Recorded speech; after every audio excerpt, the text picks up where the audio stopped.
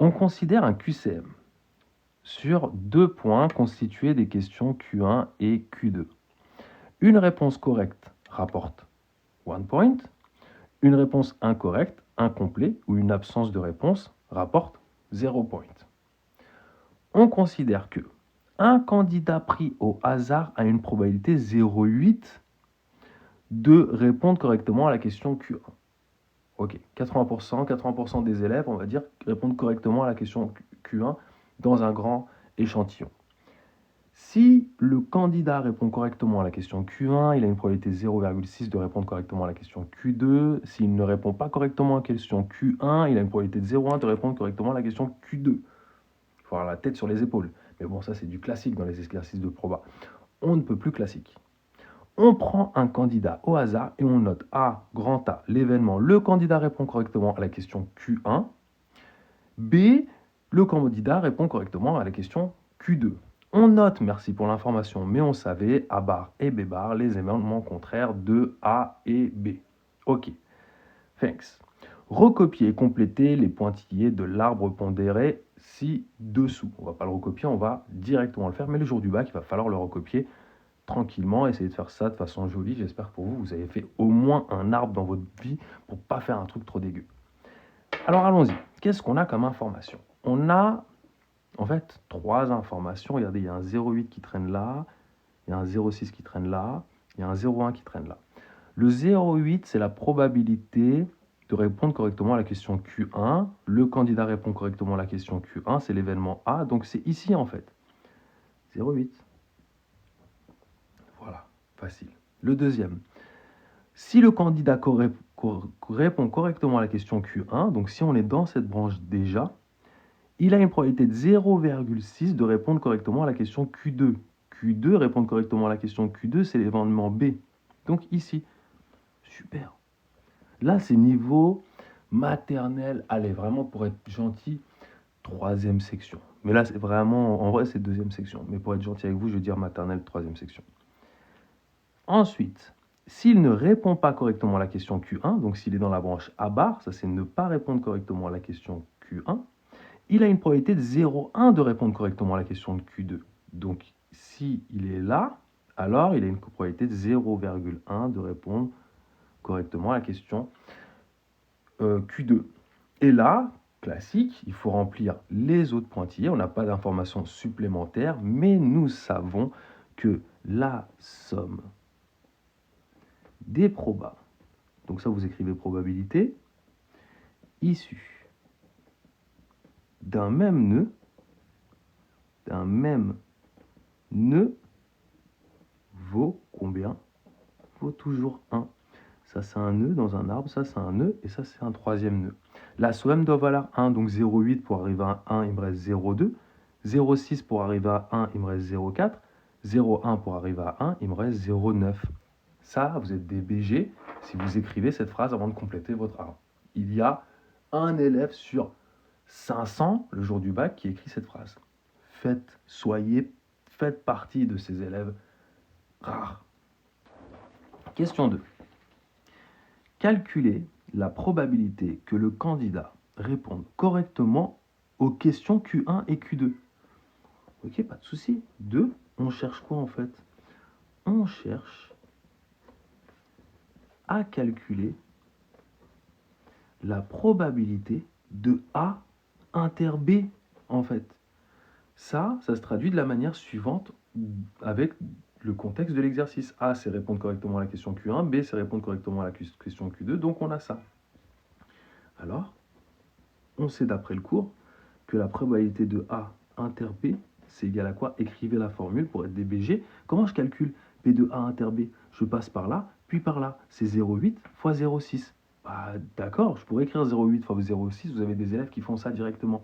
Mais moi, je vous conseille de d'abord écrire la formule. Là, c'est P de A, et là, attention, ce n'est pas P de B, c'est P de B sachant A. Ça donne quoi? P de A, c'est 0,8 fois 0,6. 0,8 fois 0,6. Et on obtient, après calcul, une fois c'est 0,48. Voilà, merci, au revoir, happy day. Have a good night en fait. Ça y est, have a good night en fait. Ok, super. Merci le good, c'est bon, on peut continuer tranquillement. Question 3, les amis. Calculer la probabilité que le candidat réponde correctement à la question Q2. On cherche à calculer quoi? La probabilité de l'événement B, en fait, tout simplement. D'accord? N'écrivez pas la probabilité de Q2. Ok? Q2, c'est pas un événement. On vous l'a bien dit, B, ça représente l'événement, le candidat répond correctement à la question Q2. Il y a des gens, ils vont commencer à écrire du Q1 et du Q2, ils vont juste énerver le correcteur.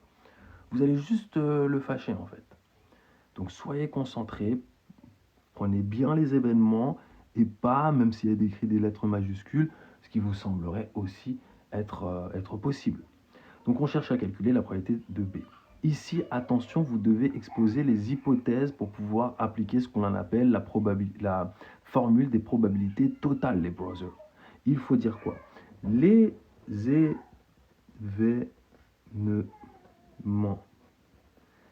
A et A bar. A et A bar. Vous prenez toujours les événements qui sont là dans la première colonne de votre arbre. Les événements A et A bar forment. Vous inquiétez pas, il se passe rien de grave, c'est ma fille qui doit aller se coucher. Kali, je suis en live, frère. Frère, je suis en live. 1 an et demi, comment tu veux les calmer à 1 an et demi? C'est un truc de fou. Le frérot, il crie comme si on n'était pas en live, en fait.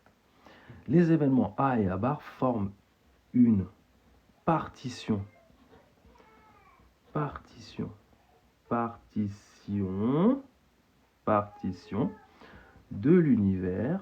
De l'univers. Voilà, en plus, ça me déconcentre. Donc, d'après la formule des probabilités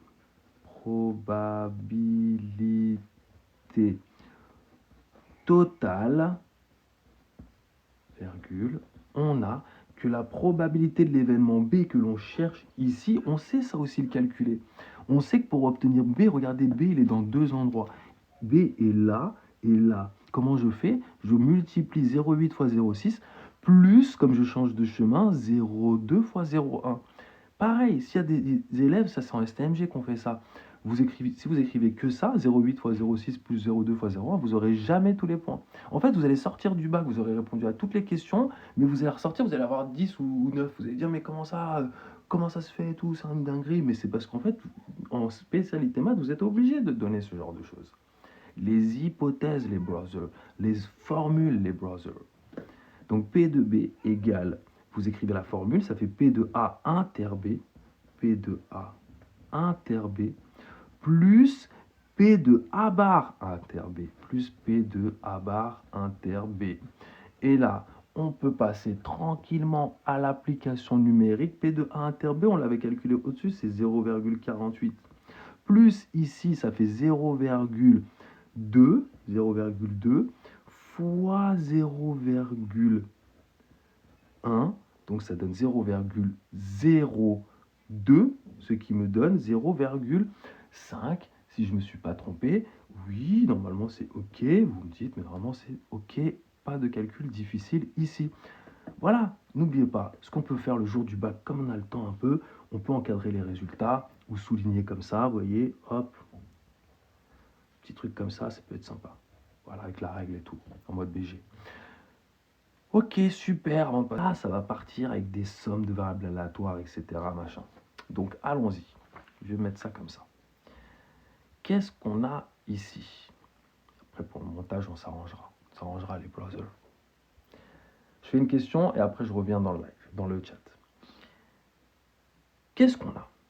Donc, n'oubliez pas la situation. Il faut bien vous mettre dans la situation. Ok? On a, ça c'est le sujet 0 que je suis en train de corriger. Ok? Ça c'est le sujet 0. Je ne sais plus quel 2024. Je ne sais plus quel exercice.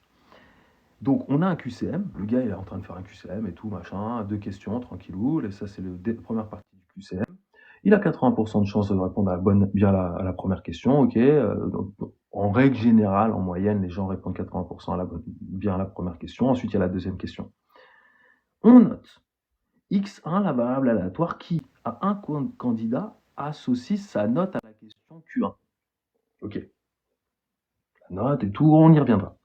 x2, la variable aléatoire qui, à un candidat, associe sa note à la question Q2. X, la variable aléatoire qui, à un candidat, associe sa note à l'exercice. Donc, aux deux questions.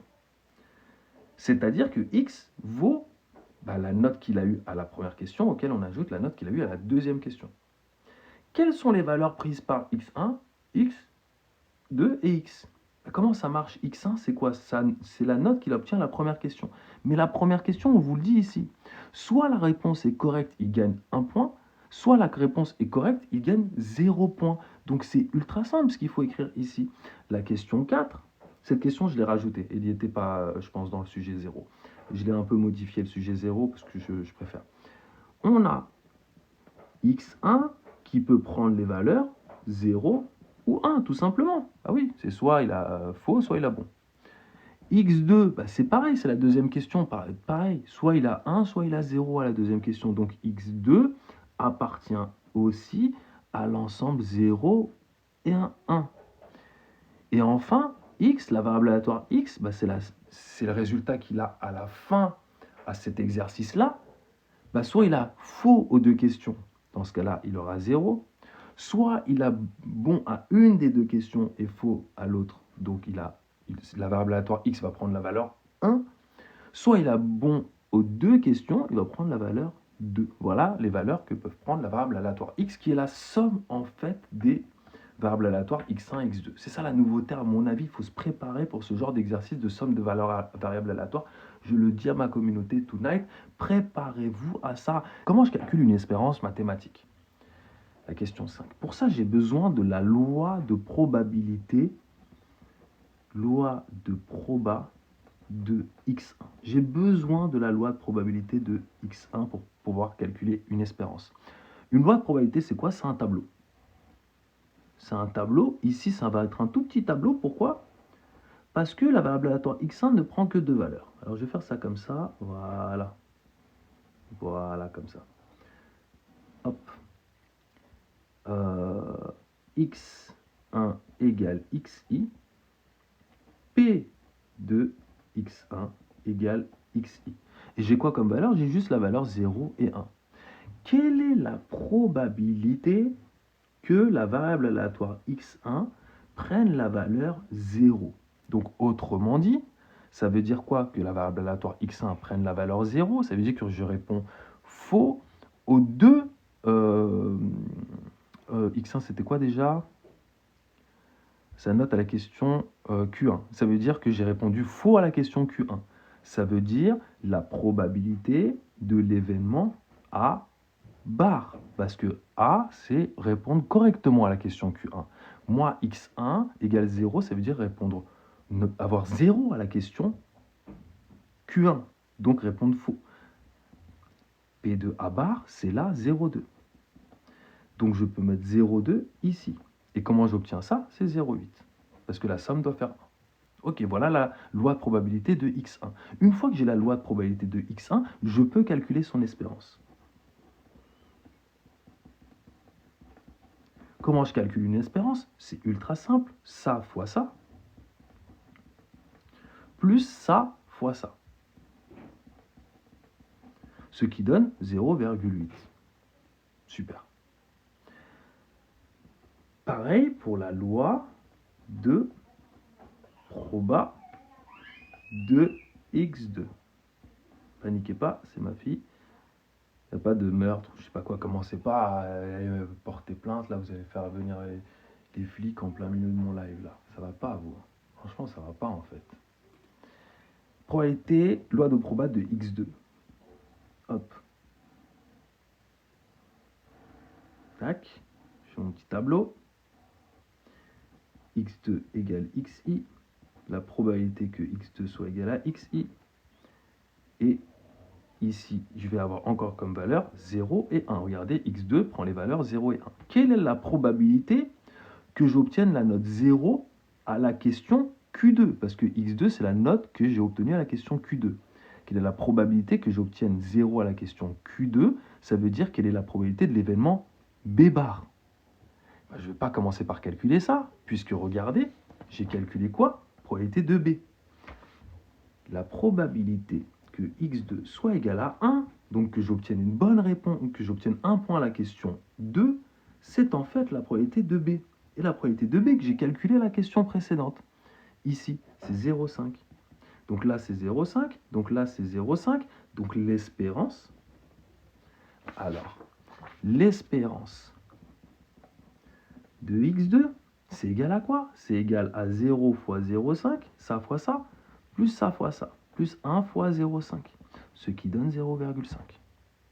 Voilà, j'ai calculé mes deux espérances. C'était tout, c'était la question. On nous demandait que ça. On nous demandait pour x aussi. On nous demandait que pour ces deux-là. Voilà pour la question 5, les amis. Question 6. En déduire l'espérance de x. Donner une interprétation de l'espérance de x dans le contexte de l'exercice. Pas de souci. On a. Regardez, espérance de x. Pour l'instant, je ne réfléchis pas. On me demande de calculer ça, je réfléchis. J'ai pas envie de réfléchir. J'aime pas réfléchir. J'aime pas. Il faut économiser son énergie. On ne réfléchit pas. Espérance de x, c'est quoi? C'est espérance de x1 plus x2. On est d'accord, puisque x, c'est x1 plus x2. On est d'accord, c'est ce qui est écrit là. Et j'affirme que c'est l'espérance de x1 plus l'espérance de x2. Et là, vous allez me dire, bah oui, c'est logique, etc. Oui, non, c'est pas logique. Ça marche ici, et il faut l'écrire, car l'espérance, chaque fois j'oublie ça, un E ou un A, est linéaire. Écrivez-le ça. Donc l'espérance d'une somme, c'est la somme des espérances. L'espérance d'une somme vaut la somme des espérances. Donc on écrit ça. Une fois qu'on a écrit ça, bah, l'espérance de x1, on l'avait calculé jadis. Ça valait, on avait écrit là-bas, 0,8. Plus l'espérance de x2, on l'a aussi calculé jadis, c'était 0,5. Donc l'espérance de x, c'est 1,3. Ça veut dire quoi ça? Ça veut dire que sur un grand nombre de candidats, passant, donc effectuant cet exercice à 2 questions, la moyenne sera d'environ 1,3. En moyenne, on peut s'attendre sur un grand échantillon. En moyenne, on peut s'attendre à une note de 1,3 de moyenne, d'accord? Bon, c'est un peu répétitif, sur un grand... Bon, on aurait dû... On enlève ce mot moyenne là. On peut s'attendre à une note de 1,3 de moyenne sur un grand échantillon. C'est mieux comme ça. Échantillon ayant répondu à ces deux questions.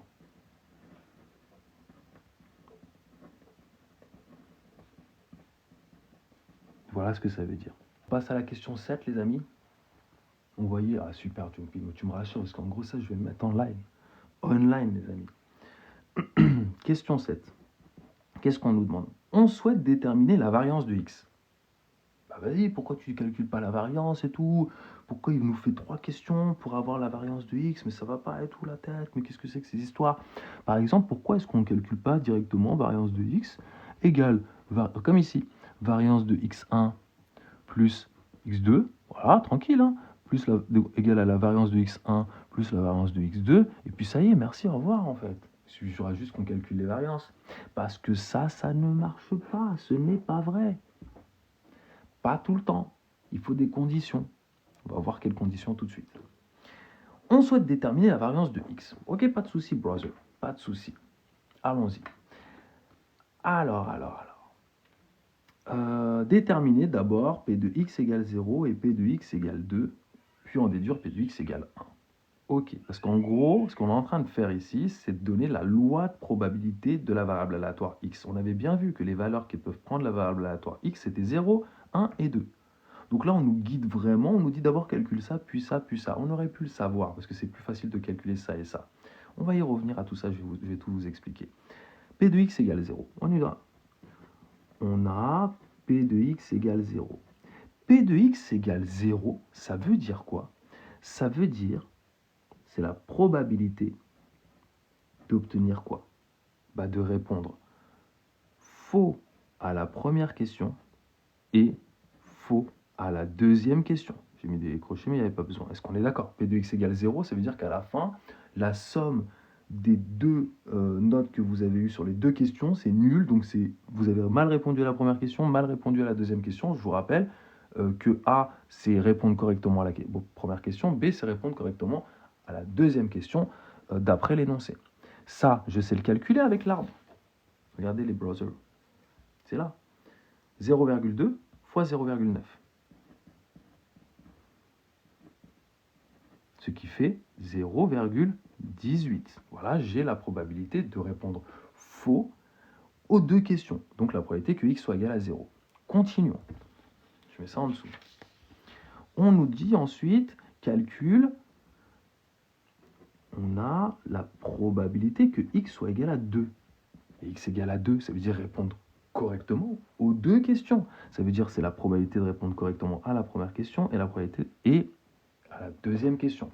Sorry. Ce qui donne ici, ça on l'avait déjà calculé jadis. Regardez, c'est là sous mes yeux, je reviens dans mes feuilles, P de A inter B égale 0,48, je ne vais pas le refaire. 48, si vous voulez, vous pouvez écrire d'après 2. Voilà, merci, au revoir. Maintenant, on nous dit en déduire P de x égale 1. Alors, probabilité que x égale 1 égale la somme doit valoir 1. Pourquoi? Parce que les seules valeurs que peuvent prendre ces variables aléatoires, c'est 0, 1 et 2. Donc c'est 1 moins la probabilité que x soit égal à 0, moins la probabilité que x soit égal à 2. Ce qui donne 1 moins la probabilité que x égale à 0, je l'ai calculé ici, 0,18, moins 0,48. Ici, ça donne donc 1 moins 0,66. Si je ne me trompe pas, on est bon. D'accord. Donc, ce qui donne... je me suis trompé quelque part, les amis? Est-ce que je me suis trompé quelque part?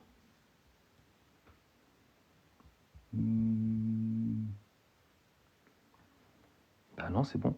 0,34. Tout est OK. Super. Eh ben, j'ai répondu à la question. Voilà, tout simplement.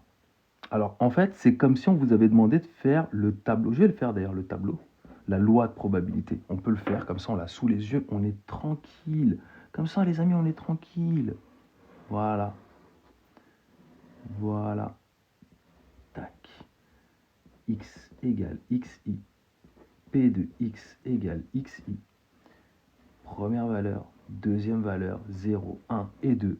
0, on a trouvé 0,18. 1, on a trouvé 0,34. Et 2, on a trouvé 0,48. Merci, au revoir, rapide. Question 7b. Montrer que la variance de x vaut 0,57. Pour calculer la variance de x, j'ai besoin de ce tableau. Je vais remettre ici comme ça. Hop là, voilà. J'ai besoin de ce tableau. Comment on calcule une variance? Une fois que j'ai la loi de probabilité, c'est ultra simple de calculer des espérances et des variances. La variance de x se calcule de la manière suivante. 0,18 fois le nombre qui est là, 0, moins l'espérance. On avait trouvé quoi comme espérance? Ici, on l'avait trouvé, regardez, c'est écrit là, espérance de x, 1,3. Le tout au carré. Plus 0,34. Voilà, ça va pas du tout. 0,34 fois 1 moins 1,3 au carré, vous avez compris la logique, hein. Plus le nombre qui est là, 0,48, fois le nombre qui est là, 2, moins 1,3, le tout au carré. Là, on prend sa calculatrice et on fait le calcul et on obtient, attendez, je fais le calcul rapido, on obtient exactement 0,57. Parce que j'ai pas besoin de faire le calcul, il y avait le résultat qui était écrit là. Je suis un zouave. Choubar. Alors, a-t-on variance de x égale variance de V1 plus variance de V2? Eh ben, on va regarder. D'une part, la variance de x, on vient de trouver que c'était 0,57. D'autre part, la variance de x1. Pour calculer la variance de x1, j'ai besoin de la loi de probabilité de la variable aléatoire x1. 0,2 fois 0 moins l'espérance de x1, 0,2, vous avez compris comment ça marchait, au carré, plus 0,8 fois 1 moins 0,8 au carré, et on obtient après calcul, je vais vous dire ça tout de suite, on obtient 0,16.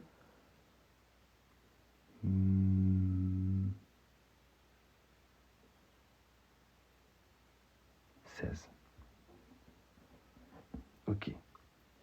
Et la variance de x2, ça vaut 0,5 facteur de 0 moins cette fois 0,5, qui est l'espérance, le tout au carré, plus 0,5 fois 1 moins 0,5, le tout au carré. Ce qui donne, après calcul,